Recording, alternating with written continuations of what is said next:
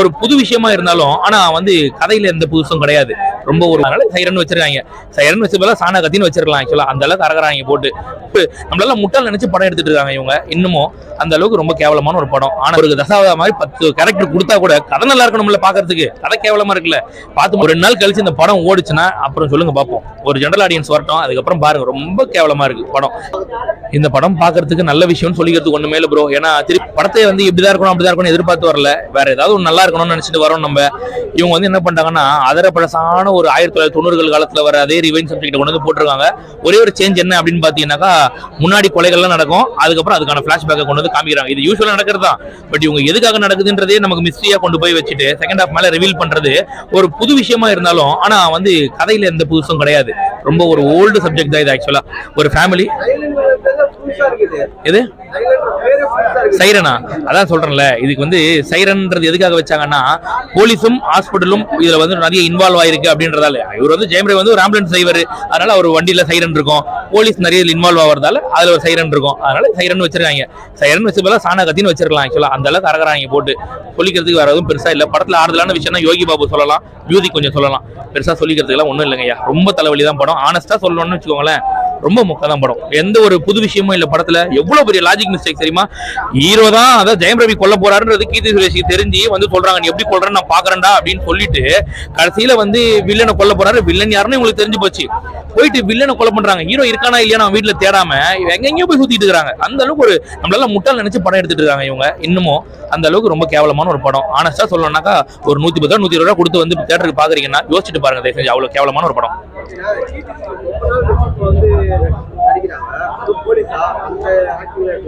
ஆமா, இவங்க அனுபவ பரமேஸ்வர் கூட அதுக்கு முன்னாடி நடிச்சவங்க. ஆக்சுவலா கொடின்ற படத்துல நடிச்சவங்க இவங்க எல்லாம் நடிச்சிருக்காங்க. எல்லாரும் ரோல் நல்லா பண்ணிருந்தாலும் கூட கதை நல்லா இல்லையே. எத்தனை பேர் போட்டாலும் நம்ம ஜெயம் ரவியே 2 ரோல்ல வராரு, 2 கேரக்டர் பண்றாருன்னு வச்சுக்கோங்களேன். அவரு அப்பாவும் வராரு, அப்புறம் யங்ஸ்டராவும் வராருன்னு வச்சுக்கோங்களேன். அவருக்கு தசாவதா மாதிரி 10 கேரக்டர் கொடுத்தா கூட கதை நல்லா இருக்கணும்ல பாக்குறதுக்கு. கதை கேவலமா இருக்குல்ல. பார்த்து மட்டும் என்ன பிரயோஜனம்? இன்னைக்கு விட்டுருங்க. ஒரு 2 நாள் கழிச்சு இந்த படம் ஓடுச்சுன்னா அப்புறம் சொல்லுங்க பாப்போம். ஒரு ஜெனரல் ஆடியன்ஸ் வரட்டும், அதுக்கப்புறம் பாருங்க. ரொம்ப கேவலமா இருக்கு படம். கடைசியில என்ன பண்றாங்க, படத்தை கல்லா கட்டுறதுக்காக அப்பாவை முன்னே சேர்த்து வைக்கிற மாதிரி மியூசிக் எல்லாம் போடுறாங்க. என்ன போட்டாலும் சரி, கதை ரொம்ப கேவலமான கதை, ரொம்ப பழைய கதை. இதுக்கு மேல பாக்குறேன்னா பாத்துக்கோங்க, அவ்வளவுதான். சாங்ஸ் நல்லா இருக்கு. அதான் மியூசிக் ஒர்க் சாம்சிஎஸும் ஜிவி இவங்க எல்லாம் நல்லா தான் பண்ணிருக்காங்க. உண்மையிலேயே அவங்க யாரெல்லாம் அவங்களோட பொட்டன்ஷியல் இருக்கோ அவங்க பொட்டன்ஷியலுக்கு ஏற்ற வேலையை நல்லா பண்ணிடுறாங்க. ஆக்சுவலா பட் டைரக்டரோட அவரோட மெச்சூரிட்டி இங்க நல்லாவே தெரியுது. ஆக்சுவலா பெருசா ஒன்றும் இல்லைன்றது இன்னும் அவர் பண்ணி தானே ஒரு சூப்பர் படம். அதான் உண்மையிலே சொல்ற நல்ல படம் வர வேண்டியது ஒரு கேவலமான படமா வந்துருச்சு. ஆக்சுவலா ஆரம்பத்தில் ரொம்ப மிஸ்டேக்கா கொண்டு போயிருப்பாங்க, ஒரு பேட்டர்ன் மர்டரா கொண்டு போயிருப்பாங்க. கடைசியில் பார்த்தீங்கன்னா ஒரு யூஸ்வலான ஒரு ரெகுலரான ஒரு ரிவைன் சப்ஜெக்டா கொண்டு போனது ரொம்ப ஏற்றுக்க முடியாத ஒரு விஷயமா இருக்கு. ரொம்ப தலைவலி. சைரன் வச்சது பதிலாக சானா கத்தின்னு வச்சிருக்கலாம் படத்துக்கு. நல்லதான் இருக்கு. அதெல்லாம் ஒண்ணு சொல்லிக்கிறேன். அதான் சொன்னேன் நான் முன்னாடி. எத்தனை லுக் வேணா கொடுக்கணும். தசாவதா மாதிரி எத்தனை கேரக்டர் கொடுத்தாலும் கதை நல்லா இருந்தானே உட்காந்து பார்க்க முடியும். அதுக்காக அவர் ரோலுக்காக உட்காந்து 2.5 மணி நேரம் பார்க்க முடியுமா நம்ம படத்தை? ரொம்ப தலைவலி தான் படம். அதான் சொன்ன படத்துல ஆறுதலான விஷயம் யோகி பாபு தான். யோகி பாபு நல்லா பண்ணியிருக்காப்புல. எல்லா ரோலும் செட் ஆயிருக்கு. மற்றபடி பெருசா சொல்லிக்கிறதுக்குலாம் ஒன்றும் கிடையாது. இந்த படம் பாக்குறதுக்கு நல்ல விஷயம்னு சொல்லிக்கிறதுக்கு ஒண்ணுமே இல்ல ப்ரோ. ஏன்னா திருப்பி உங்க கேஸ்ட் கீஸ்ட் அதே கௌரவ கொலை அப்படின்ற மாதிரி காட்டுறாங்க. வரவுல கைது எல்லாம் பண்றாங்க. அதனால சொல்லிக்கிறதுக்கு ஒண்ணும் கிடையாது. இதை வேணா பாக்காதீங்கன்னு வேணா சொல்லலாம். வேணா அதுக்கு வேணா நிறைய ஊர்பட்ட உதாரணங்கள் இருக்கு.